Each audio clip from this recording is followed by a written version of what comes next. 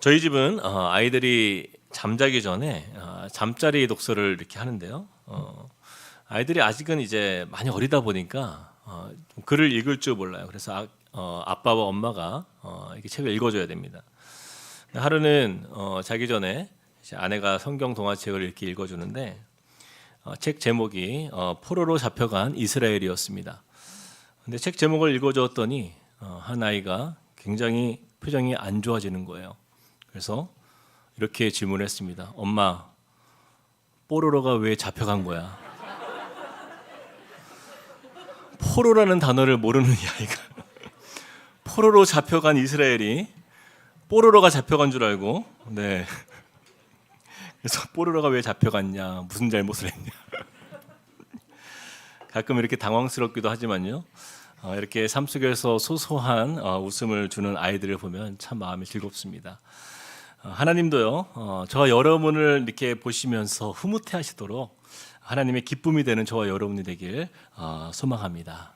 그런 의미에서 우리 옆 사람에게 이렇게 한번 축복합시다. 당신은 하나님의 기쁨입니다. 네. 제가 1부 때는 하나님은 당신의 기쁨입니다 라고 서로 인사하라고 했더니 사람들이 말이 안 맞아가지고 굉장히 웃었습니다. 네. 당신은 하나님의 기쁨인데, 그렇죠? 우리가 그렇게 하나님의 기쁨이 되는 인생으로 우리의 삶 속에서 살아간다면 하나님께서 분명히 우리의 삶을 보시면서 얼마나 기뻐하실까, 또 우리를 향하신 하나님의 또 계획이 또 아름답게 또 펼쳐지는 것을 또 우리가 더 기대할 줄 믿습니다. 우리 지난주의 말씀에 이어서 사도 바울의 말씀을 이야기를 우리가 좀 계속 보기를 원해요. 한참 그 2차 선교 여행이 이제 진행되는 가운데 이제 여러 도시를 지나서 이제 아덴에 도착하는 이 사도 바울의 모습을 우리가 지난주에 보았어요. 지난주에 이제 말씀을 나누었듯이 이 아덴 땅에 도착한 사도 바울이 본 이 아덴의 이 상황은요, 우상이 가득했습니다. 이 화려함 뒤에 감추어진 이 우상의 도시, 이 죄의 도시를 바라보면서 그는요, 마음에 격분되었고 또 분노했던 것을 우리가 보게 되는 거죠. 그러나 사도 바울은요, 그저 감정에 치우친 사람만은 아니었어요. 그 마음의 감정을 다스리고 이 땅에 온 목적을 또한 잊지 않고 이제는 복음이 필요한 아덴 사람을 만나기 위해서 그들에게 향해 나아갑니다. 우리 함께 17절, 18절을 같이 한번 읽어보시겠습니다. 시작. 회당에서는 유대인과 경건한 사람들과 또 장터에서는 날마다 만나는 사람들과 변론하니 어떤 에피쿠로스와 스토아 철학자들도 바울과 쟁론할세 어떤 사람은 이르되 이 말쟁이가 무슨 말을 하고자 하느냐 하고 어떤 사람은 이르되 이방신들을 전하는 사람인가 보다 하니 이는 바울이 예수와 부활을 전하기 때문이로라. 먼저 사도 바울은요, 회당에서 유대인들과 그 경건한 사람들 만나 복음을 전했습니다. 또 여러 날을 장터에 가서 만나는 사람들에게 또 복음을 전합니다. 그리고 에피쿠로스와 스토아 철학자들에게도 이렇게 복음을 전하는 것을 우리가 보게 돼요. 여기서 이 에피쿠로스와 이 스토아 철학자들이라고 나오는데 그들은요, 아덴의 지식층이었습니다. 먼저 이 에피쿠로스는요, 이 에피쿠로스의 제자 루크레티우스라는 사람이 그 에피쿠로스의 그 사상을 전수하여서 그 철학을 만들었어요. 그래서 그들이 믿는 철학은 이렇습니다. 인간의 영혼은 공기와 숨과 열, 그리고 또 하나는 뭔지 알 수 없는 4가지 원소로 구성이 되어 있다. 그래서 정신적인 만족과 어떤 지적 쾌락을 그들은 가장 중요하게 여기는 사람들이었고요. 그들은 어떤 정신적 쾌락주의를 따르는 무신론자와 같은 그런 철학자들이었어요. 또 이어서 등장하는 스토아 철학자들도 크게 다르지 않습니다. 우리가 학교 다닐 때 한 번쯤은 들어봤을 만한 이 스토아 철학, 이 역시도 육체와 이 물질적인 삶을 경시했던 그 사람들이 모여서 만든 거예요. 그들은요, 이 미지의 세계, 특별히 우주를 동경했어요. 그래서 이 우주에 목적이 있다라고 믿었습니다. 그러나 뭐 가본 적도 없고 뭐 만져본 적도 없는 그 우주에 대해서, 그것이 무엇인지에 대해서는 전혀 무지했고 회의적이었으며 인간의 역사에 대해서도 명확하게 규정하지 못하는 그런 그냥 인간이 만든 하나의 철학이에요. 이처럼 사도 바울이 만난 이 전도 대상자들을 우리가 가만히 보면 유대인들 나오죠. 또 거룩한 사람들, 또 장터에서 일하는 그냥 평범한 우리 평민들, 또 지식층이라 할 수 있는 철학자들에게까지 사도 바울은 민족과 종교와 사회적 지위와 또 교육적인 수준을 뛰어넘어서 대상을 가리지 않았다라는 거예요. 누구든 상관없이 복음 앞에서 그는 편견을 가지지 않고 그렇게 복음을 전하고 있는 사도 바울을 우리가 보게 되는 것입니다. 왜 그래야 될까요? 예수 그리스도의 복음은 그 사람이 어떤 누구건 상관없이 우리 인간된 모든 사람들은요 죄인이기 때문에 그 누구라도 반드시 믿고 들어야 하고 또 따라야 할 절대적인 진리이기 때문이에요. 그래서 18절 말씀에 이는 바울이 예수와 부활을 전하기 때문이로라 이렇게 말씀하고 있죠. 바울은요 그가 만난 예수님을 전하기 위해서 그리고 그 믿음으로 말미암아 새 생명을 주시는 그 부활의 주님을 전하기 위해서 이곳에 왔어요. 그리고 대상이 누구든 상관하지 않고 가리지 않고 그는 그 복음이 필요한 사람들에게 다가갔다라는 거예요. 제가 예전에 그 전도는 어명이다라는 책을 보면서 그 책의 저자인 김두식 목사님의 간증의 글을 제가 읽게 되었습니다. 2004년에 이 목사님이 청년들 55명을 데리고 이제 몽골의 단기 선교를 떠난 거예요. 이제 몽골을 향하는 비행기 안에서 어느 정도 비행기가 이제 궤도에 이제 올라가면 다들 화장실도 가고 자유롭게 움직이잖아요. 근데 갑자기 청년들이 여기저기서 웅성웅성 거리는 거예요. 그래서 그 이유가 뭘까 하고 그 보니까 한국에서 새 박사로 유명한 TV에서도 자주 나왔던 새 박사님 그분이 비행기 타고 있었기 때문이에요. 혹시 여러분 아실지 모르겠는데 뭐 동물의 왕국인가 하여튼 여러 이렇게 TV 프로에 보면 윤무부 교수님이라고 있어요. 아주 연세가 많으시고 유명한 새 박사님이세요. 그분이요 초등학교 4학년 때부터 70년간을 새만 연구하신 분이에요. 아무튼 이 비행기 안에서 이 청년들이 그분을 알아본 거예요. 그래서 막 사인도 받고 사진도 함께 찍고 막 좋아했다라는 거예요. 근데 이 목사님이 이분을 한번 전도해 봐야 되겠다 그런 마음이 든 거예요. 그래서 그분 옆에 앉았습니다. 그리고 이제 침을 몇 번 삼키면서 이제 박사님께 전할 메시지를 속으로 정리를 했어요. 새 박사님 안녕하세요. 혹시 예수 그리스도에 대해서 들어보셨습니까? 예수님은 새 박사님을 너무나 사랑하십니다. 예수님을 만나면 참 기쁨과 평안이 그 안에 있고요. 예수님은 절대로 새 박사님을 배신하지 않습니다. 라고 말하려고 하는 순간에 그 새 박사님이 먼저 말문을 연 거예요. 목사님, 새에 대해서 들어보셨습니까? 새를 알면요 참 만족과 기쁨이 있습니다.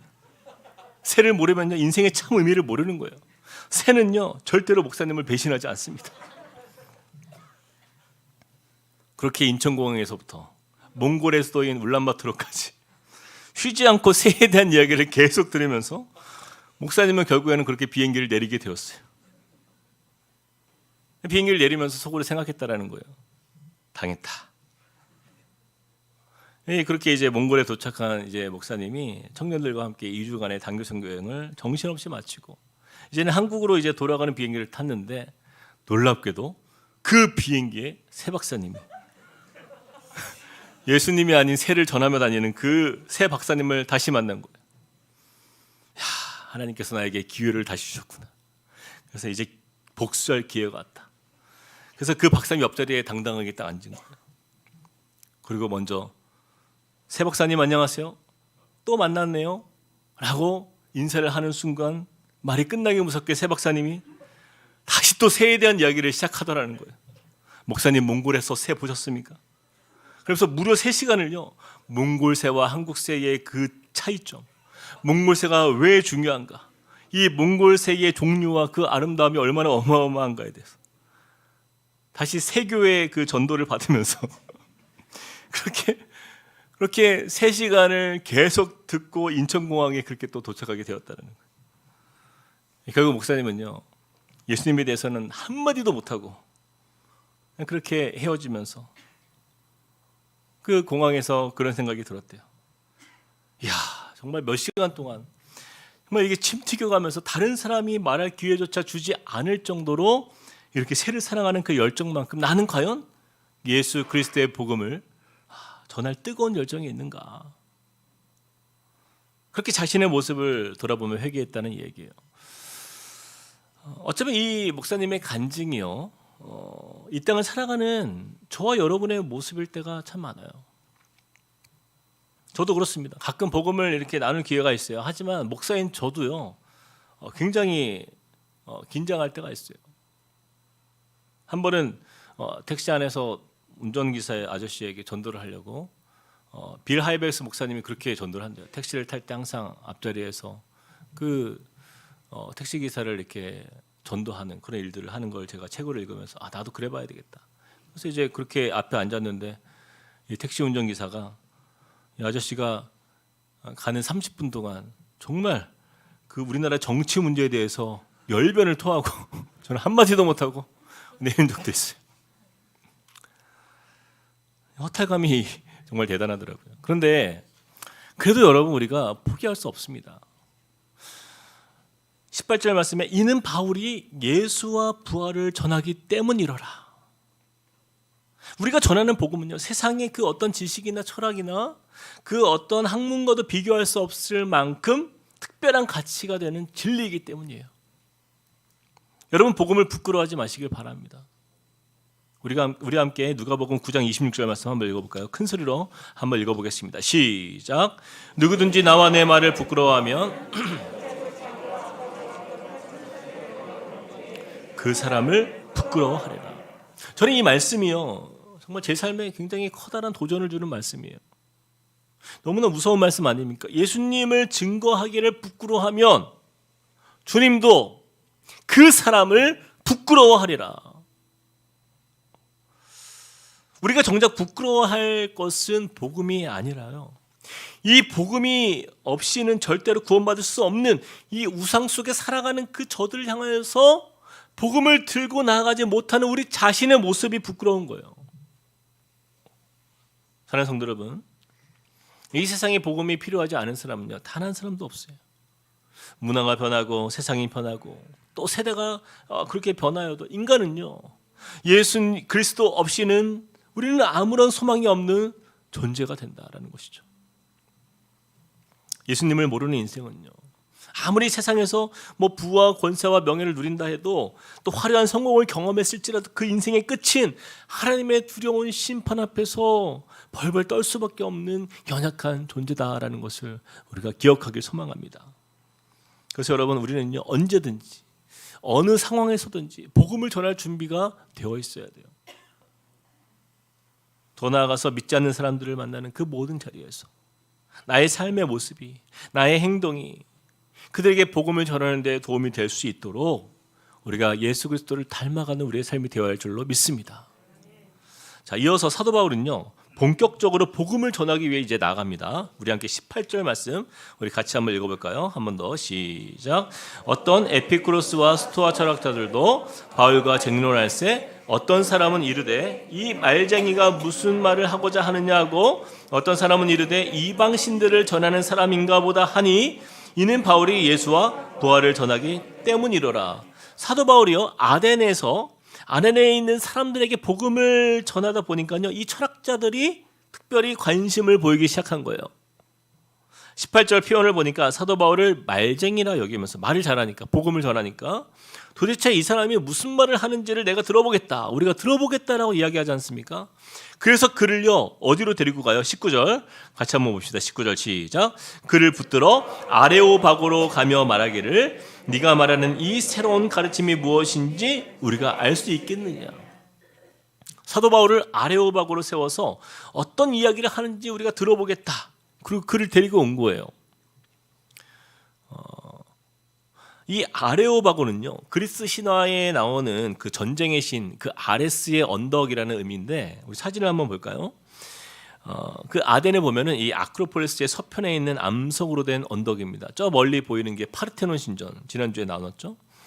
그래서 사도 바울 당시에 이 아덴에서는요, 누구든지 어떤 새로운 사상이나 어떤 철학을 소개할 때 공개적으로 그렇게 사람들에게 소개할 수 있는 기회를 주는 토론장이 있었어요. 거기가 바로 이 아레오바고라는 것이죠. 그런데 그렇게 이 아덴의 철학자들은 이 바울이 무슨 말을 하는지 혹은 새로운 사상이나 어떤 지식 혹은 새로운 철학이 아닐까 하여서 이제 관심을 보이기 시작하는데, 그래서 20절 말씀에 이렇게 말씀합니다. 네가 어떤 이상한 것을 우리 귀에 들려주니 그 무슨 뜻인지 알고자 하노라 하니. 자, 21절 중요합니다. 같이 한번 읽어볼까요? 21절 시작. 모든 아덴 사람과 거기서 나그네 된 외국인들이 가장 새로운 것을 말하고 듣는 것 이외에는 달리 시간을 쓰지 않음이더라. 사람들은요, 사도 바울의 이야기를 듣고자 했지만 근데 그들의 태도를 잠깐 보세요. 가장 새로운 것, 그냥 새로운 게 아니에요. 가장 새로운 것을 말하고 듣는 것 이외에는 달리 시간을 쓰지 않음이더라. 그들은요, 어떤 참 진리를 듣기 위해서 모인 게 아니에요. 언제나 가장 새로운 것, 새로운 정보, 새로운 지식, 새로운 유행, 새로운 어떤 지혜를 얻고자 지적 호기심으로 가득한 그런 사람들이었어요. 그들은요, 복음을 듣기 위해 모인 사람들이 아니었다라는 것입니다. 제가 지난주에 우리가 살고 있는 바로 이 현실이, 이 땅이 참 아덴과 같다, 영적인 아덴과 같다라고 제가 말씀을 나누었는데, 참 이 시대의 모습이 바로 이것과 너무나 닮았습니다. 여러분 보세요. 이 시대의 현대인들이 얼마나 새로운 것에 관심이 가득한지 몰라요. 새로운 문명들이 개발되고 하루가 다르게 급변하는 세대 속에서 매달, 매년 정말 이 새로운 것들이 우리 주위를 가득 메우지 않습니까? 우리나라도 그렇지만 제가 미국에서 있을 때 뉴스를 보면요, 아이폰이 새로 출시된다 하면 매장 앞에 그냥 사람들이 텐트를 치고 쭉 늘어서가지고 밤을 새면서 그걸 기다리는 거예요. 이 새로움에 대한 이 강박증이 가득한 이 세대 속에서 우리가 살고 있죠. 새 핸드폰, 새 아파트, 새 자동차, 또 새로운 제품을 포함해서 어떤 첨단 기기로부터 새로운 문화와 또한 새로운 그런 정보들까지 정말 그렇게 새로운 것들 앞에서 앞서 추구하는 그런 사람들을 우리가 얼리 어댑터라고 하잖아요. 사람들은 마치 새로운 것을 추구하면 추구할수록 그것이 나에게 행복을 줄 것이라고 생각하는 거예요. 그 안에서 만족을 누리려고 합니다. 그래서 이것을 어떤 사람은 이노베이션, 혁신이라고 얘기하잖아요. 새로운 것들에 대한. 근데 여러분 보세요. 물론 이러한 새로움들이 인간의 생활 환경에 있어서 어느 정도 편리함을 준 건 있어요. 그런데 그렇다고 해서 과거보다 과연 현재, 과거보다 과연 우리가 지금 행복해져 가고 있는가? 우리가 생각해 봐야 돼요. 제가 오늘 말씀을 전하기 위해서 이렇게 설교 준비를 하는데 마침 우리 시니어의 한 권사님이 그 타이밍에 딱 카톡을 하나 보내셨어요. 누가 이제 좋은 글이다 해서 이제 보내주신 글인데 그걸 저에게 보내주신 거예요. 근데 제가 이 글을 읽으면서 정말 너무 큰 공감이 되었어요. 그래서 여러분들께 좀 소개하기 원합니다. 요즘 세대 한 아이가 할아버지에게 질문을 하고 할아버지가 대답하는 그러한 글의 내용이에요. 한번 읽어볼게요. 할아버지는 옛날에 어떻게 사셨어요? 과학기술도 없고 인터넷도 없고 컴퓨터도 없고 드론도 없고 휴대폰도 없고 카톡도 없고 페이스북도 없었는데요. 그러자 할아버지가 이렇게 대답합니다. 오늘 너희들은 우리가 늙었다라고 하지만 우리는 참 축복받은 세대란다. 우리 삶이 그 증거야. 할아버지는 어릴 때 헬멧이 없이 자전거를 타도 위험하지 않았어. 방과 후에는 우리 스스로 숙제를 했고 해질 때까지 들판에서 뛰놀고 페이스북이나 카톡 친구가 아니라 진짜 친구랑 놀았어. 목이 마르면 생수가 아닌 샘물을 마셨고 친구들이 사용한 컵을 함께 사용해도 아픈 적이 없었단다. 빵, 과자를 많이 먹어 비만하지도 않았고 맨발로 뛰어다녀도 아무렇지도 않았단다. 장난감은 언제나 직접 만들어서 놀았고 핸드폰, 플레이스테이션, 비디오 게임, 개인 컴퓨터, 인터넷도 없었지만 그러나 진정한 친구들이 있었지. 우린 친구들이 초대하지 않아도 아무 때나 친구 집에 가서 밥을 얻어먹었단다. 우리는 부모님의 말씀도 듣고 자녀들의 말도 들어야 했던 마지막 세대야. 그래서 독특한 세대고 이해심도 많단다. 그래서 우리는 더 이상 이 세상에서는 이제 볼 수 없는 한정판이라 할 수 있어. 여러분 어떠십니까? 공감이 되십니까? 참 저는 이 글을 읽으면서 그랬지라는 생각을 들어요. 옛 시절을 생각해 보시면요, 여러분 지금과 참 많이 달라지지 않았습니까? 그렇죠? 저는 이 글을 읽으면서 저와 여러분들이 이 새로운 것들을 향하여서 추구하며 달려온 그 결과 얻는 것보다 참으로 많은 것들을 잃어버린 세대가 되지 않았는가? 우리 이 부분을 한번 좀 돌아보게 되는 거예요. 과학 문명이 발달하고 또 생활의 편리함을 누리는 그런 세대가 되었잖아요. 그 결과 얻은 것도 있어요. 우리 자녀들이 얼마나 똑똑해졌어요. 영어는 유치원 때부터 이미 다 배워요. 태블릿 PC나 스마트폰은요, 정말 돌만 지나면 다 만질 줄 압니다. 우리 막내가 18개월인데 자기가 아빠 핸드폰 비밀번호를 열어서 자기가 보고 싶은 거를 열어서 봐요. 세상이 참 똑똑해졌죠. 그러나 인정과 존경과 또 인간미가 사라진 세대가 되었잖아요. 이 세대 간의 양극화가 절정을 이루어가는 그런 세대가 되었어요. 환경적으로도 그래요. 제가 어릴 때만 해도 물을 사 먹는 것은 정말 상상을 못했어요. 그러나 지금은 물을 사 먹어야 됩니다. 또 황사와 그 미세먼지들, 이제는 마음껏 밖에 나갈 수가 없어요. 맑은 공기를 기대하기는 어려운 세대. 또 지구 온난화는 어때요? 비정상적인 기후가 이 세상을 덮치고, 여러분 그것들을 생각해 보면 과연 우리가 어떤 새로운 것들을 얻기 위해서 이 수많은 것들을 우리가 잃어버려야 했는지 우리 스스로 돌아보게 되는 거예요. 그런데 더 중요한 것이 하나 있습니다. 그렇다면 옛날보다 지금 새로움을 추구하는 이 세대가 과연 예수를 더 잘 믿는 세대가 그렇게 되어가고 있는가라는 거예요. 여러분 교회를 보세요. 그 많던 교회 아이들이요, 다 사라졌어요.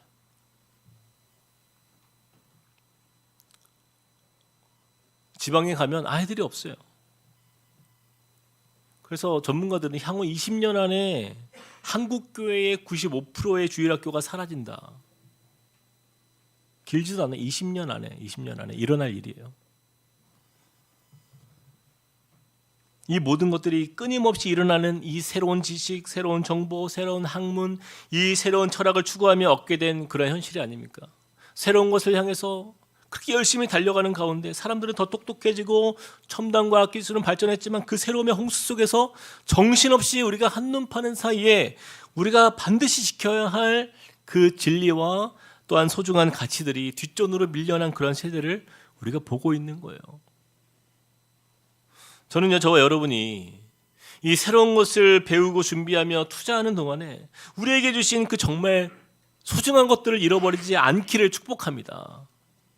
여러분 세월이 지나고요, 계절이 바뀌고 새로운 것들이 아무리 많이 나와도 성경 말씀 우리에게 이렇게 말씀해요. 해 아래는 새 것이 없나니 무엇을 가리켜 이르기를 보라. 이것이 새 것이라 할 것이 있느냐. 우리가 있기 오래 전 세대들도 이미 있었느니라. 이전 세대들이 기억됨이 없으니 장래 세대도 그 후 세대들과 함께 기억됨이 없으리라. 새로운 것만 쫓아다니는 그러한 이 세대의 현상 가운데 결국엔 그것도 다 지나가는 것들이다라는 거예요. 영원히 변치 않는 참 진리 안에서 우리가 가장 소중한 것을 잃어버리지 않는 우리 모두가 되기를 주님의 이름으로 축복드립니다. 자, 마지막으로 우리 좀 중요한 말씀을 좀 보길 원하는데, 사도 바울이요, 지금 서 있는 아덴을 보시면요, 평소와는 다른 특징이 한 가지 있는 것을 우리가 보게 돼요. 사도 바울이 빌립보에서 복음을 전할 때 감옥에 갇히고 매를 맞는 핍박이 있었죠. 사도 바울이 또 빌립보에서 데살로니가로 이제 왔을 때에도 그때도 유대인들이 깡패를 동원해서 회방을 놓고 박해했던 것을 우리가 기억합니다. 그리고 또 베레아로 이렇게 옮겨가서 거기서 이제 복음을 전할 때에도 유대인들이 무리를 선동해서 소동을 벌이며 어렵게 하는 것을 우리가 보게 돼요. 자, 여기에서 공통점이 무엇이에요? 복음이 증거되는 곳마다 방해가 있었다는 거예요. 악한 영의 방해가 있었다. 그런데 여러분 아덴을 보세요. 오늘 우리가 보고 있는 이 아덴을 보면요, 사단의 방해가 전혀 없어요.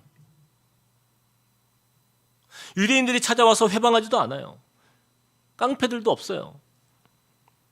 어떤 소동도 없어요. 오히려 사도 바울에게 뭐라고 하고 있어요? 우리가 들어보겠다라는 거예요. 아레오바고에 세워놓고 사도 바울에게 네가 말하는 이 새로운 가르침이 무엇인지 우리가 한번 들어보겠다.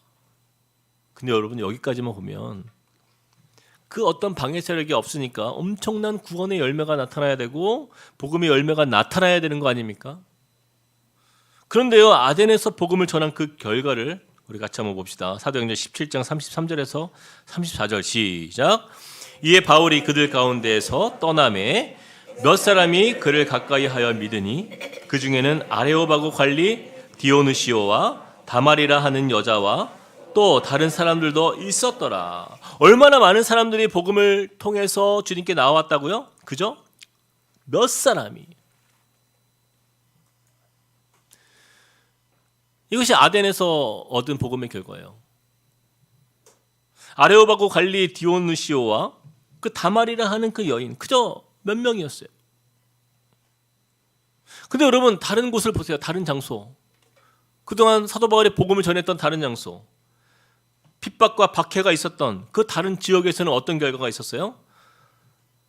빌립보에서 그가 복음을 전할 때 루디아의 그 온 가족이 구원을 얻었고 또 감옥에 있던 죄수들과 간수의 가족이 구원을 얻었던 역사가 있었잖아요. 또 데살로니가에 갔을 때에는 4절 말씀에 보면은 그 중에 어떤 사람 곧 경건한 헬라인의 큰 무리와 적지 않은 귀부인도 권함을 받고 바울과 실라를 따르나. 어떤 무리요?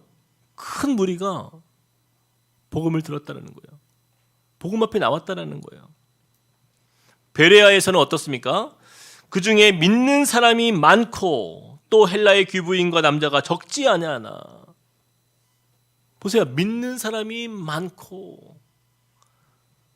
그런데 아무런 핍박도 박해도 해방도 없었던 이 아덴에서는요. 그 결과가 어때요? 그저 몇 사람이 믿었다.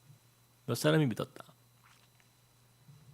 그래서 많은 신학자들이요. 이 부분에 대해서 아덴에서의 사도 바울의 사역은 실패였다. 이렇게 평가를 내리시는 분들도 있어요. 그런데 저는 바로 이 아덴의 사람들의 모습을 보면서 참 많은 묵상이 되는 거예요. 정말 이 세대를 살아가는 우리 현대인들의 모습과 너무나 비슷하기 때문이에요.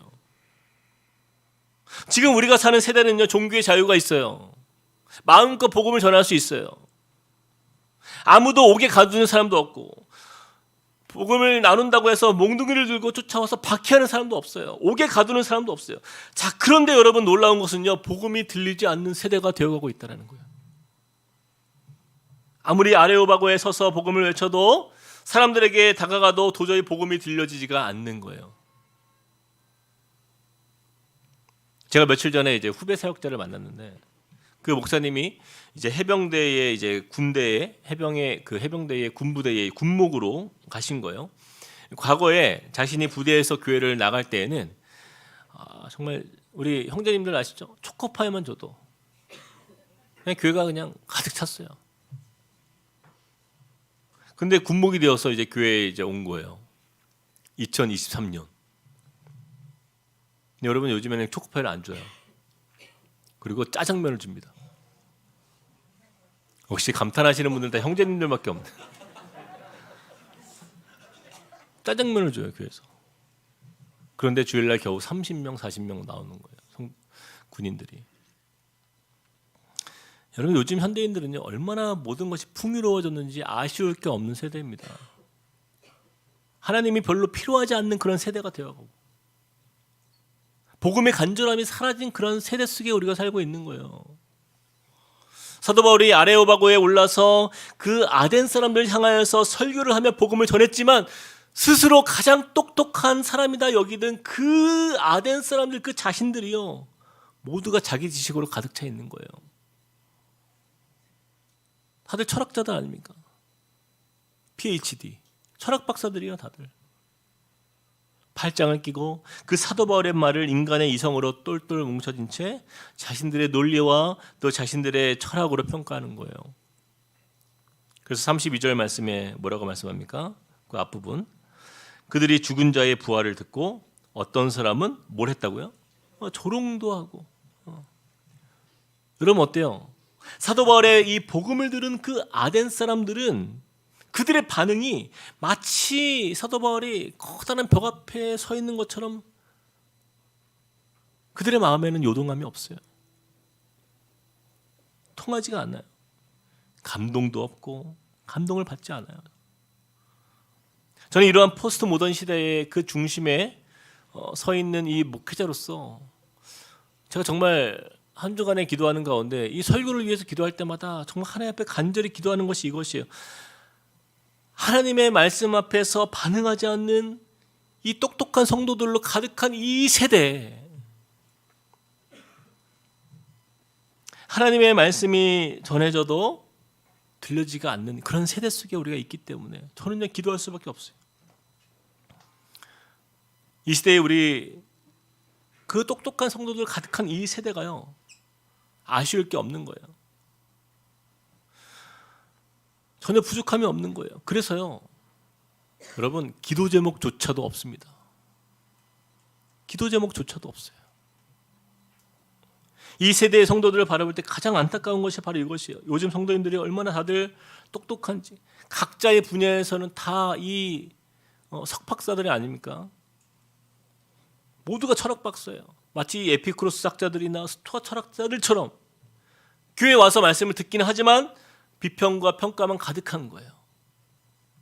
마음에 돌이킴이 없는 이 시대의 수많은 현대인들이 살아가는 그 모습이 바로 이 아덴의 모습과 같다라는 것이죠. 그래서 우리는 우리 자신을 좀 돌아봐야 돼요. 과연 내가 이 아덴 사람들이 아닌지. 사랑하는 성도 여러분, 우리는 무엇을 향하여 반응하며 사십니까? 무엇을 바라볼 때 마음에서 감격이 일어나고 환호하고 또 기쁨을 표현하고 또 무엇을 바라볼 때 여러분 가슴 벅찬 일들이 생깁니까? 만약에 그것이요 세상에서 잠시 있다 사라질 것들이라고 한다면 그것이 아무리 새롭고 좋아 보여도 모두가 여러분 잊혀지고 마는 것이라고 성경에서 말씀하고 있어요. 그래서 저는 가끔씩 그 스포츠 경기를 보면 너무 부러워요. 저 많은 관중들이 저게 뭐라고, 골이 그 그물에 들어가는 게 뭐라고 그렇게 열광하고 기뻐하고 환호를 치면서, 그러나 그 가운데에 믿는 사람들이 있을 거 아니에요. 과연 하나님 앞에 나와서는 그렇게 외치면서 환호하면서 그 기쁨을, 그 감격을 주체하지 못해서 그렇게 살아가고 있냐라는 거예요. 여러분, 우리가요 하나님 앞에서 식어있는 믿음이 있다면 우리가 아덴 사람들입니다. 세상의 지식과 새로운 유행에는 그렇게 민감하게 반응하지만 가장 중요한 이름 예수 그리스도의 그 심장이 두근거리지 않는다고 한다면요, 우리는요 아덴 사람들인 거예요. 그러므로 진리 안에서 이 복음의 감동이 우리 마음에 식어가는 것, 언제나 살아있는 그 하나님 앞에서 그 가슴 벅찬 우리의 신앙의 감격이 저와 여러분의 삶 속에서 그것이 잊혀지면 안 되는 거죠. 저는 그렇게 저와 여러분들이요 우리 믿음의 삶을 살아가면서 이 아덴 사람들과 같지 아니하고 세상이 어떻게 변하든 세상이 무엇에 반응하고는 상관없이 절대 변해서는 안 될 절대 진리의 가치이신 그 예수 앞에서 반응하는 복된 믿음의 사람들이 되기를 주님의 이름으로 축복드립니다. 우리 같이 이 시간 찬양하시겠습니다. 오늘 주신 말씀을 생각하면서 우리 세상 흔들리고 사람들은 변화해도 나는 주를 섬기리. 여러분, 이 찬양을 그냥 부르지 마세요. 정말 우리 마음에 그러한 감동과 또 하나님이 주시는 믿음의 확신과 어쩌면 내 안에 식어있는 예수 그리스도를 향한 그 주를 향한 우리의 마음의 그 갈망이 좀 하나님 샘솟길 소망합니다.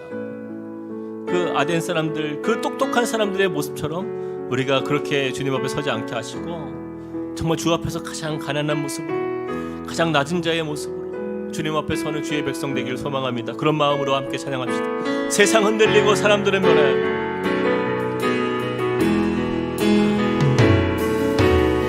세상은 흔들리고 사람들은 변하여도 나는 주를 섬기리. 주님의 사랑은 영원히 변하지 않네.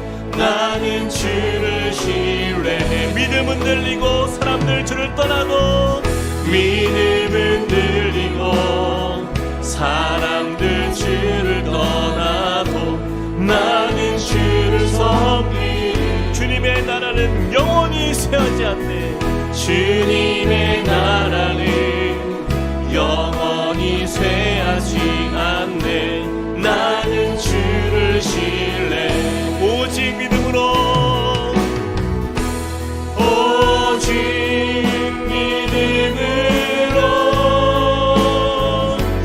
믿음으로 내가 살리라. 오직 믿음으로 내가 오직 의인은 믿음으로 말미암아 살리라. 오직 의인은 믿음으로 말미암아 살리라. 오직 의인은 믿음으로 말미암아 살리라. 여러분, 이 시간에 같이 한번 기도하며 나아갈 때에 그래도 우리에게 소망이 있는 것은요, 사도행전 17장 34절 말씀에 몇 사람이 그를 가까이 하여 믿으니 그 중에는 아레오바고 관리 디오누시오와 다말이라 하는 여자와 또 다른 사람들도 있었더라. 그래도 하나님의 복음이 선포되어지는 곳에 사도 바울이 기대하지 않았던 몇 사람들이라도 변화되는 역사가 나타난 거예요.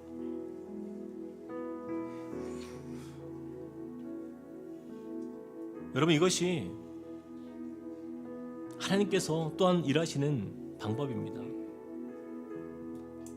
사도 바울이 복음을 전하려 했던 사람들은 그렇게 철학자들이었어요. 그의 이야기를 듣고 싶어 했던 사람들, 새로운 정보가 될지 새로운 지혜가 될지 모르는 그 이야기를 관심 있게 들었던 사람들은요, 아무도 변화되지 않아요. 그런데 기대하지 않았던 그 몇 사람들이 그 복음 앞에서 이렇게 변화되는 것을 보면서, 여러분, 은혜 받는 것도 똑같습니다. 하나님의 복음이 들려지는 그곳에 모두가 다 이렇게 은혜 받는 것이 아니에요. 그런데요, 바로 그 사람이 축복된 사람들인 거예요. 예상치 못한 그 한 사람, 그 디오누시오와 다말이라 하는 그 여자와 그 몇 사람들이 있었다. 여러분, 우리가 그들이 되어야 되지 않겠습니까? 우리의 지식이 똑똑함을 자랑하고, 우리가 얼마나 훌륭한지, 우리가 가지고 있는 그 지혜가 얼마나 많은지 그것을 자랑하면서 교만함 가운데 살아가는 인생이 아니라, 하나님 앞에서 마음이 부드러워져서 하나님의 말씀이 들려지고 그 말씀 앞에 반응하고 그렇게 주님 앞에서 믿음으로 서는 그 사람이 하나님의 복된 사람인 줄 믿으시길 바랍니다. 우리 같이 한번 기도할 때에, 하나님 내가 그런 사람이 되겠습니다.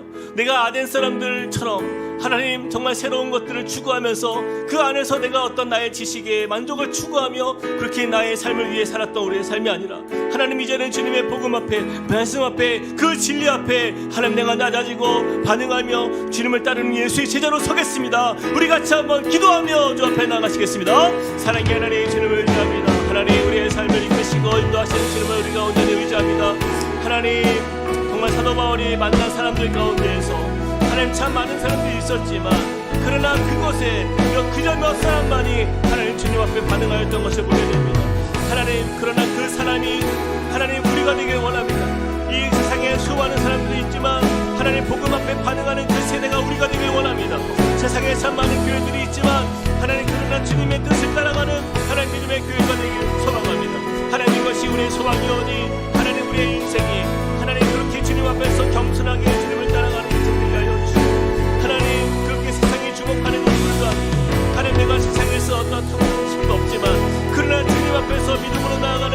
통해서 하나님 구원을 이루어가며 하나님의 은혜를 누리며 하나님을 만나는 역사가 우리 가운데 임할 수 있도록 주여 역사하여 주시옵소서. 하나님 우리 함께 국내 모든 성도님들의 삶에 하나님 그러한 아버지 하나님 세상의 것들로 가득 찬 하나님 그리하여서 주님의 복음이 하나님 전혀 작동되지 않는 그런 인생임에도 그런 안타까운 현상들을 하나님 우리가 거부하게 하여 주시고 하나님 주님의 뜻을 따라서 날마다 주 앞에 믿음으로 서는 주의 백성으로 설 수 있도록 주여 도와주시옵소서. 하나님 인도하여 주시옵소서. 우리 이어서 한번 기도할 때에 하나님 이 말씀을 우리의 마음에 새기면 좋겠습니다. 누구든지 나와 내 말을 부끄러워하면 인자도 자기와 아버지와 거룩한 천사들의 영광으로 올 때 그 사람을 부끄러워하리라. 우리는 그날을 준비해야 됩니다. 여러분의 삶 속에서 우리는 과연 복음이 나의 입술로 나의 삶으로 증거될 준비가 되어 있습니까? 나의 지식을 자랑하는 것들은 마음껏 나눌 수 있고 내가 경험한 이야기는 마음껏 사람들한테 재미있게 이야기할 수 있지만 그러나 내가 만난 그 예수님에 대해서는 침묵하는 이 세대를 여러분 누구의 책임이냐고요. 이것이 바로 저와 여러분의 모습이에요. 그대 교회 안에서는 내가 믿음의 삶을 살아가는 것처럼 보이고 이 문 밖을 나가는 순간부터는 그냥 세상에서 살아가는 우리의 모습이 있다면 그것이 복음을 부끄러워하는 자입니다. 그러한 사람은 우리 주님께서 말씀하세요. 자기와 아버지와 거룩한 천사들의 영광으로 올 때 그 사람을 나도 부끄러워하겠다. 이것만큼 비참한 인생이 없잖아요. 하나님 내 마음에 다시 한번 복음으로 충만한 주의 자녀 되어서 내가 나아가는 그 모든 상황과 그 자리와 만나는 사람들에게 하나님 그것이 어떤 모양이든 상관없이 예수의 이름이 증거될 수 있도록 주님 나를 사용하여 주시옵소서. 내가 복음을 부끄러워하는 인생이 아니라 하나님 주님을 자랑스럽게 여기는 당당한 믿음의 크리스찬으로 이 세상을 살게 해달라고 우리 같이 한번 기도하며 주 앞에 나가시겠습니다. 사랑의 하나님 주님을 의지합니다. 하나님 오늘 말씀을 다시 한번 우리의 마음 아버지 하나님 우리가 도전하며 나아갑니다. 하나님 우리의 세상 가운데에 하나님 주님의 사랑이 주님의 그 은혜가 그 복음이 하나님 너무나도 아버지 하나님 부러움 가운데 하나님 그렇게 머물렀고 하나님 우리가 얼마나 주님 앞에서 아버지 하나님 장차 주님이 오시고 우리를 부끄러워하신다 말씀하신 것을 다시 한번 하나님 우리의 연약함을 주여 긍휼히 여겨주시고 우리의 믿음 없음을 용서하여 주시고 하나님을 사랑하지 않는 하나님의 뜻 가운데 영원히 믿음으로 서지 않는 하나님 주님을 아버지 그 복음의 귀함을 그 가치를 하나님 우리가 아버지 하나님 너무나도 소홀히 여겼다 우리의 모습을 주여 반성하오니 주여 우리를 긍휼히 여겨주시옵소서. 주님의 마음을 가지고 주의 사랑으로 새롭게 나아가길 원합니다. 하나님 우리를 향하신 주님의 그 사랑으로 온전히 주님을 바라보게 하여 주시고 하나님 이 땅 가운데 하나님 주님의 그 아버지 예비하신 귀한 하나님의 자녀들을 우리가 아버지 하나님 찾아가서 만날 수 있게 하여 주시고 하나님 복음이 나의 입술을 통하여 아름답게 선포되어지며 그렇게 증거될 수 있는 주의 자녀로 살게 하여 주시옵소서. 하나님 우리의 모든 각 가정 안에 그런 충만한 은혜가 넘치게 하여 주시옵소서. 주여 역사하여 주시옵소서. 우리 그 자리에 다 함께 일어나서 찬양하십시다. 예수 사랑합니다. 예수 사랑합니다. 주님 사랑합니다. 온 마음 다하여 오직 주님 한 분만 주님을 간절히 더워서 영원히 예수 주님을 사랑합니다. 우리의 마음을 담아서 고백합시다.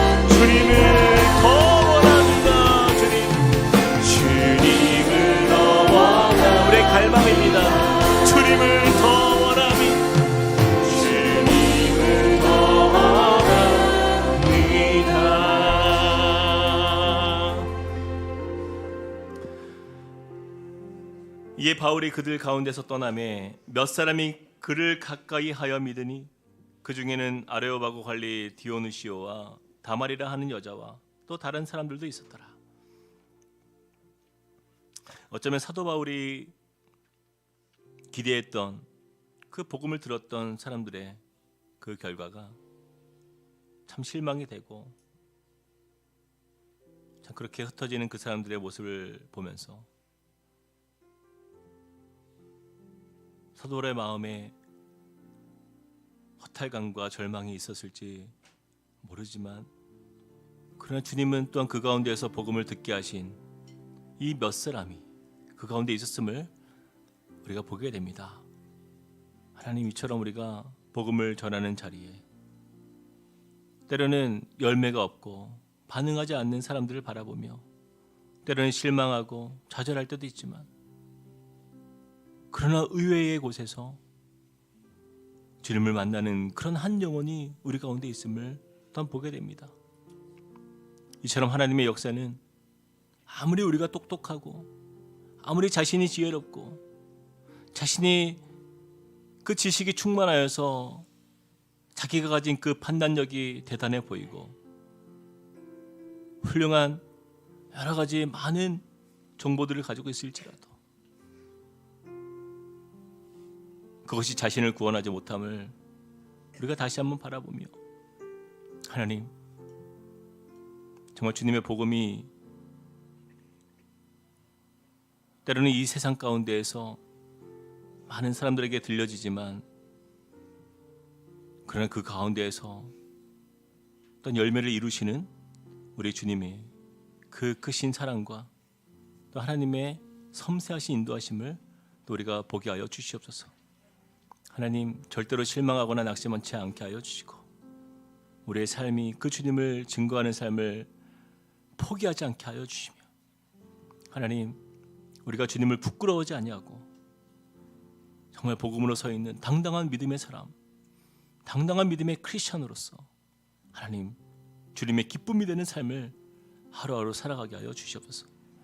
우리는 전할 분, 이루시는 분도 하나님인 줄 믿습니다. 주님이 행하여 주시옵소서. 주님, 이 새로움으로 가득하고 정말 세상의 것들로 충만한 이 세대의 이 아덴을 바라보며 하나님, 우리가 다시 한번 본질을 붙들길 원합니다. 하나님, 세상 사람들이 달려가는 것을 향하여서 우리도 마음 다 빼앗기고 그 허무한 것을 취하여 마치 그것이 우리에게 큰 만족을 줄 것처럼 우리가 거짓에 속지 않게 하여 주시고 참된 우리의 삶의 주인 되시며 우리를 죽음으로부터 구원하시는 영원한 새 생명을 주시는 우리 구세주 예수 그리스도, 그 이름 안에 거하는 믿음의 사람, 그러한 복된 믿음의 가정들이 되도록 우리를 인도하여 주시옵소서. 이제는 우리 주 예수 그리스도의 은혜와 하나님 아버지의 크신 사랑과 성령님의 감동, 감화, 교통하심이 오늘 말씀을 통하여서 이 새로움이 가득하고 또 물질로 가득한, 그러나 이 모든 것들이 다 지나간다는 것을 또한 깨닫고 진리 안에 거하기로 결단하며 오늘도 주 앞에 겸손히 무릎 꿇고 나아가는 주님의 백성들 머리 위에, 또 그 가정 위에, 그리고 함께 꿈꾸는 교회 위에 이제로부터 영원토록 함께 하시기를 간절히 축원하옵나이다. 아멘.